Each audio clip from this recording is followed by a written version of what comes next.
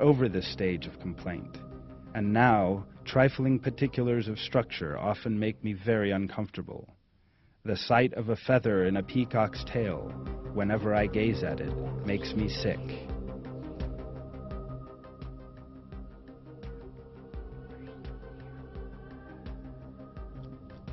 Peacock feathers that made Darwin sick as he looked at them, and all the marvels in animals, plants, and nature, are all proofs of creation by means of which we can comprehend the might of God, who created everything from nothing, and by which we can properly appreciate his power.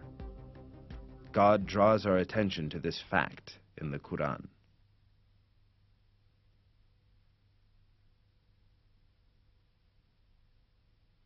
And the earth, how we stretched it out and cast firmly embedded mountains onto it, and caused luxuriant plants of every kind to grow in it, an insight and a reminder for every human being who willingly turns to God.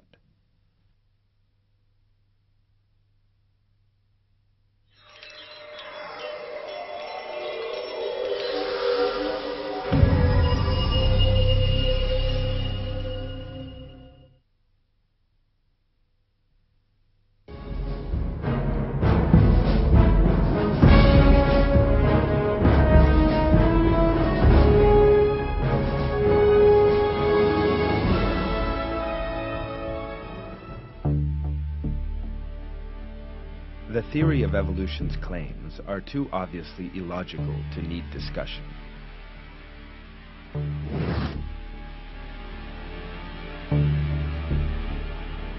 They are as nonsensical as the assertion that skyscrapers in the middle of a city came about by chance, arising from the stones and other debris left by a rainstorm. Evolutionists encounter a major difficulty in putting forward these claims, which are based upon no scientific findings whatsoever, accounting for the human soul. Evolutionists cannot explain in the least how it happens that lifeless matter can, by chance, bring about a thinking human being, able to enjoy himself and laugh, one able to experience sorrow and excitement, one who can produce works of art, compose music, feel pleasure at hearing a favorite song played, enjoy the smell and taste of food, who can be a good friend, make discoveries, administer a government, and travel into space. That is because these properties are the result of man having been endowed with a soul by God. Human beings are intelligent and willful beings, into whom God breathed his spirit. This truth has been revealed in the verses of the Quran.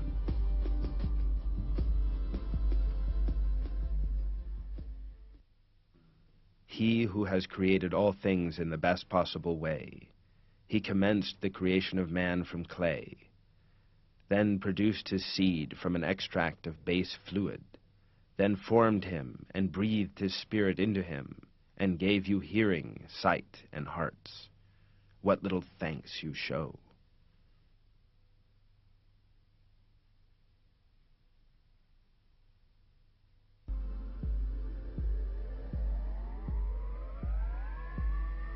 About 7 billion people live in the world. The majority of these people have perfect vision systems and perfect hearing systems. The human visual system is so developed that no camera produced with the latest technology can attain the quality of image that the human eye can afford. The human ear is more advanced than the most modern sound system. But Darwinists believe that these visual and sound systems, which the most advanced technology cannot even approach, are the products of blind chance. Of course, these claims are exceedingly irrational. Darwinism's aim is to cause people to deny the manifest and certain fact of creation. There is absolutely no doubt that lifeless, unconscious atoms cannot think. They are ignorant of physical laws and cannot make mathematical calculations. They cannot become engineers who construct dams that restrain tons of water or huge skyscrapers. They cannot use a computer, play the piano, or compose pleasant music.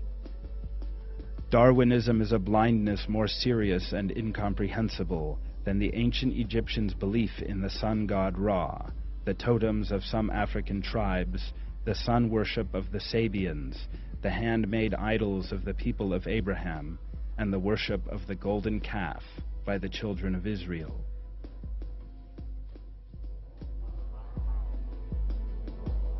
This is the lack of intelligence that God points out in the Quran. In several verses, he says that some people will have their judgment clouded and fall into such a wretched state as to be unable to see the truth.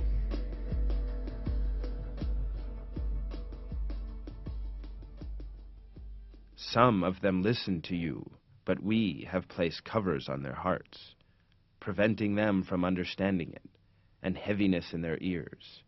Though they see every sign, they still have no belief.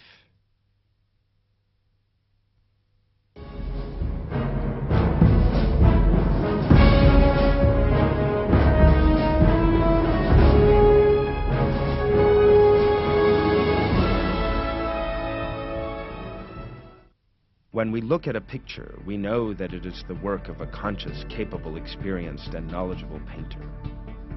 Even if we do not see the painter, we still have no doubts as to his existence.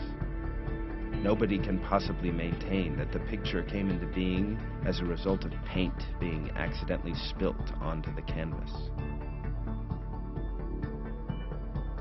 Someone who likes these pictures directs his praise and appreciation not to the paintings themselves, but to their architect, the painter who made them. All the beauties we see around us belong to God, their creator.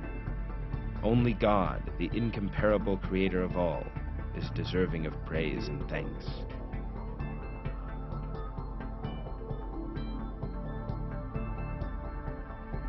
People who believe in the most illusory and unscientific claims of evolution under their scientific mask, and who devote their lives to defending those claims, will be humiliated when the truth is finally revealed. Indeed, the American writer Malcolm Muggeridge, who was a proponent of evolution and atheism for many years before realizing his error and becoming a believer, says,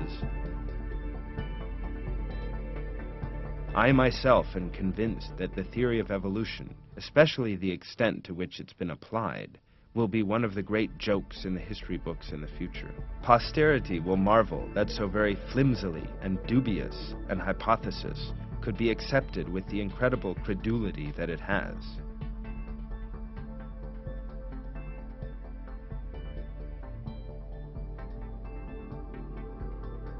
This day is not far off.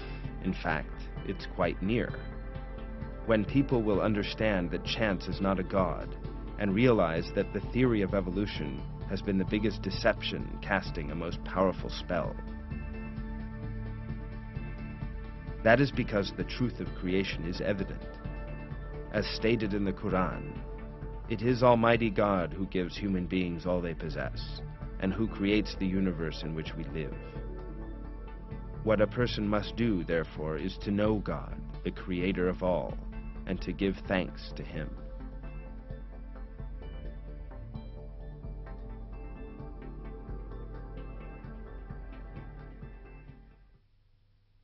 Say, who provides for you out of heaven and earth? Who controls hearing and sight? Who brings forth the living from the dead and the dead from the living? Who directs the whole affair? They will say, God. Say, so will you not guard against evil? That is God, your Lord, the truth. And what is there after truth except misguidance? So how have you been distracted?